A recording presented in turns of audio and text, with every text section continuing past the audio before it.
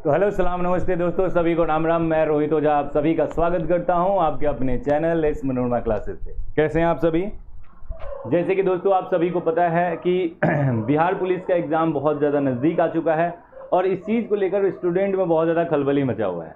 सबसे पहले मैं उन बच्चों को याद रखिएगा बताना चाहूँगा जो अदर स्टेट से याद रखिएगा आपने फॉर्म फिलअप किया है, यानी कि आप यूपी से हैं, एमपी से हैं या फिर भारत के किसी भी राज्य से हैं। ठीक है, अब मैंने इसके पहले एक वीडियो बनाया था कि एडमिट कार्ड कब आने वाला था, जिसमें मैंने आपको बताया था कि 4 टाइम में याद रखेगा आपका एग्जाम होने वाला है, यानी कि 4 दिन टोटल एग्जाम चलने वाले हैं, जिसमें याद रखेगा एक दिन में 2 याद रखेगा शिफ्ट होने वाला है। तो इससे मैंने बताया था कि देखो जितने भी तारीख का याद रखें, जितने भी डेट का आपका एग्जाम होगा, इससे पहले मैंने बताया था कि 15 दिन पहले याद रखिएगा आपका एडमिट कार्ड आएगा। अब कुछ स्टूडेंटों का ये प्रॉब्लम था कि सर मुझे कैसे पता चलेगा कि मेरा एग्जाम इस तारीख को है, या फिर किनका पहले सबसे पहले एडमिट कार्ड आएगा? बिहार वालों का आएगा, यानी कि बिहार रेसिडेंट से जो बच्चे हैं उन्होंने जो फॉर्म डाला है उनका पहले एडमिट कार्ड आएगा, या फिर अदर स्टेट का एग्जाम का जो अदर स्टेट के बच्चे हैं उनका फॉर्म पहले आएगा। तो एक बात समझो यहाँ पे, ठीक है, बात चाहे सेंट्रल गवर्नमेंट की हो या फिर स्टेट गवर्नमेंट की हो, ठीक है, जैसे कि आप सभी को पता है कि कुछ भी हो, यानी कि बीपीएससी से रिलेटेड, यानी कि बिहार कांस्टेबल से रिलेटेड, आप इस साइट पे जाओगे तो याद रखिएगा हर चीज आपको यहाँ पे जानकारी मिलेगा, यानी कि central selection board of constable. ठीक है, यहाँ पे याद रखिएगा न्यू वैकेंसी, जितना भी इंफॉर्मेशन आता है, जितना भी नोटिफिकेशन आता है, आपको हर चीज याद रखिएगा यहाँ पे जानकारी मिलेगा। अगर आप यहाँ पे जाते हो तो इस तरीके का कोई भी इंफॉर्मेशन आपको नहीं मिलेगा, फर्स्ट ऑफ ऑल। लेकिन आपको मैं ये बता दूं कि याद रखिएगा, दिमाग में इस सेटअप को रख लो, ये सिर्फ बिहार के लिए नहीं बता रहा हूं, अगर आप अदर स्टेट से हो तो पूरे भारत की बात बता रहा हूं कि ऐसा कभी भी अभी तक नहीं हुआ है और ना ही कभी आगे ऐसा होगा कि जो भी याद रखिएगा कमीशन के द्वारा एग्जाम लिया जाता है उसमें इस तरीके का पार्शलिटी आपको देखने को मिले कि वो अपने स्टेट का एडमिट कार्ड पहले जारी कर रहा है या फिर अपने स्टेट के बच्चों का याद रखिएगा अलग से एग्जाम ले रहा है। ऐसा बिल्कुल नहीं होता है।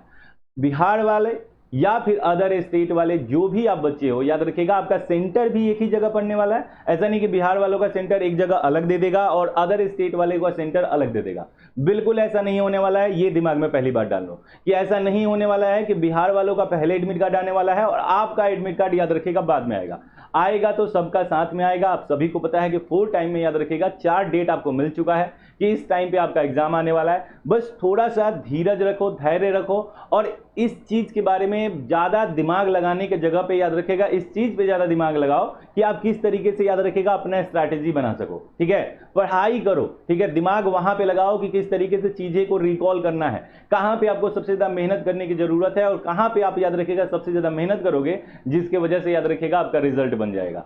तो इन सब चीजों पर बिल्कुल दिमाग में लगाओ। ये बहुत ही याद रखेगा, जो भी आपको ये बता रहा है और जो भी बता रहा है, जो भी आपके दिमाग में डाल रहा है कि याद रखेगा बिहार वाले हैं तो उनको स्पेशल प्रिविलेज मिलने वाला है, बिल्कुल नहीं मिलने वाला है। ठीक है, पहली बात दिमाग में रख लो। बिहार और यूपी खास करके बता रहा हूं, बिहार और यूपी अदर स्टेट से अगर कोई भी बच्चे एग्जाम देने आ रहे हैं तो याद रखिएगा उनको कोई प्रिविलेज या बिहार वालों को प्रिविलेज कोई नहीं मिलता है और ना ही अदर स्टेट वाले को कोई प्रिविलेज मिलता है। तो ये दिमाग में रख लीजिएगा। और फिर से मैं बता दे रहा हूं कि सेंटर की बात है तो जितने भी याद रखिएगा फीमेल कैंडिडेट हैं उनका सेंटर याद रखिएगा, अगर होम से मतलब बिहार डोमेस्टिक से हो आप तो बिल्कुल याद रखिएगा आपका होम डिस्ट्रिक्ट देने वाला है। अगर आप अदर स्टेट से हो तो आपके स्टेट यानी कि जो भी आपका डिस्ट्रिक्ट है याद रखिएगा उस डिस्ट्रिक्ट से नजदीकी जो भी याद रखिएगा डिस्ट्रिक्ट होगा बिहार का, अगर वहां पे सेंटर दे रहा है तो आपका सेंटर पहले वहां पे देगा, नहीं तो याद रखिएगा फिर पटना देगा। ये एकदम कंफर्म है, इस चीज को एकदम लिख कर रख लो। और रहा बात याद रखिएगा एग्जाम के प्लान की, तो बिल्कुल याद रखिएगा जैसे कि आपको पता है कि बिहार पुलिस को लेकर याद रखिएगा प्रैक्टिस सेट चल रहा है, बिल्कुल उसमें ज्वाइन करो। और दोस्तों जो नहीं अभी तक याद रखिएगा आपने सब्सक्राइब नहीं किया है तो प्लीज सब्सक्राइब कीजिए और बिल्कुल इस वीडियो को शेयर कीजिए। उन बच्चों को बताइए कि देखो घबराने की जरूरत नहीं है, अदर स्टेट वाले खास कर कि आपका एडमिट कार्ड बाद में आने वाला है या फिर आपके साथ भेदभाव होने वाला है, बिल्कुल नहीं होने वाला है। ठीक है, अदर स्टेट के अगर होता तो बिल्कुल याद रखिएगा, मैं इस चीज पे ज्यादा नहीं बोलता, ये बिहार का है, मैं खुद से बिहार का हूं। ठीक है, और मैं याद रखिएगा और भी बहुत सारी चीजें याद रखिएगा देखा हूं, तब जाकर याद रखिएगा ये स्टेटमेंट दे रहा हूं कि बिल्कुल दिमाग में रखिएगा प्रिविलेज नहीं दिया जाता है यहाँ पे, आप अगर बिहार से स्टेट से हो। क्लियर, कटअप भी उसी तरीके से जाएगा। क्लियर, तो चलिए अभी फिर मिलते हैं क्लास में आपको। अभी के लिए फिलहाल इतना ही। एकदम दिमाग ज़्यादा मत लगाओ। दिमाग अगर लगाना ही है दोस्त तो पढ़ाई में लगाओ कि किस तरीके से प्रैक्टिस बिल्कुल नहीं रुकना चाहिए, एकदम प्रैक्टिस करते रहो, एकदम धराधर। दो चीज़ें एकदम दिमाग में होना चाहिए। जीएस याद रखना, फोड़ देना है, फाड़ देना है। एग्जामिनेशन सेंटर में जाते ही याद रखना जीएस की हालत खराब कर देना है, समझ रहे हो ना। और जीएस आपको पता है कि ओवरऑल अगर मैं बात करूं तो याद रखिएगा 50 नंबर का जीएस करेंट के साथ आने वाला है।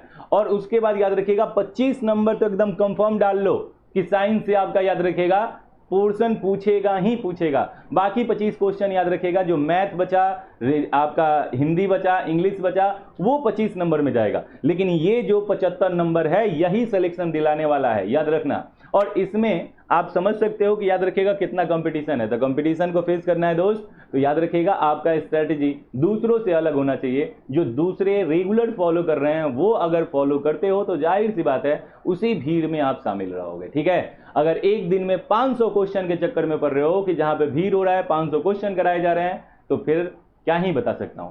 अभी के लिए फिलहाल इतना ही। जो पहली बार इस वीडियो को देख रहा है दोस्त, एक बार क्लास देखो कि जीएस का क्लास किस तरीके से मेरा होता है, और उसके बाद अपना डिसीजन दो, उसके बाद जज करो। ये मत सोचो कि जाकर जहां पे भीड़ हो रहा है वहां पे आपको पढ़ना है। तो अभी के लिए फिलहाल इतना ही। मिलते हैं आपसे क्लास में। जय हिंद, जय भारत।